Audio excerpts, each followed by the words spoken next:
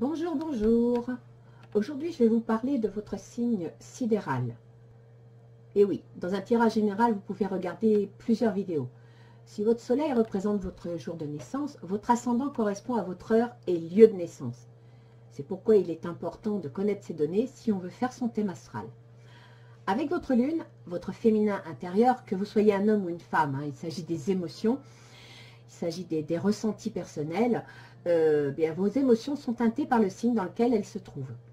De plus, sa position en maison influence le domaine qui vous préoccupe le plus. Par exemple, si vous avez la lune en scorpion, dans le domaine de l'argent, vous vous ferez du souci et vous vous battrez. Comme un scorpion, vous serez perspicace et vous aurez beaucoup d'intuition. Tout ça pour votre sécurité financière et matérielle. La maison 2. Parce que l'argent, c'est la maison 2. Il faut également savoir que l'emplacement de la lune en signe décrit comment vous percevez votre mère.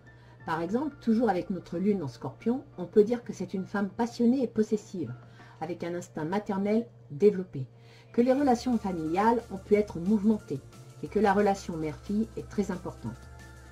Mais il ne faut pas oublier votre deuxième signe solaire, et c'est exactement pour ça que je fais cette vidéo. C'est pour vous parler de lui. En effet, en Occident, l'ascendant est calculé selon la méthode Placidus, qui se base sur les saisons.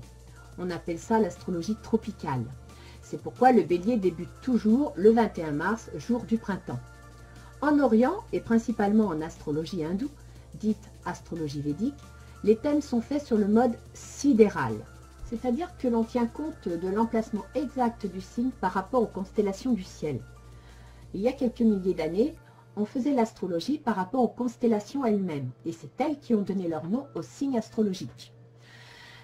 Mais entre-temps, il y a eu un décalage. En effet, ce décalage entre les constellations et les saisons terrestres est dû à la précession des équinoxes. C'est l'attraction de la Lune qui tourne autour de la Terre qui crée un décalage progressif de 1 degré tous les 70 ans environ. 71 ans et quelques mois. Donc, grosso modo, pour ceux qui n'ont pas leur thème, sachez que de mai 39 à janvier 2010, les 23 premiers jours de votre signe appartiennent au signe précédent. C'est-à-dire que si vous êtes né entre le 23 août et le 15 septembre, par exemple, eh bien, les gens qui sont nés à cette période, ce sont des vierges. En vrai, ce sont des lions.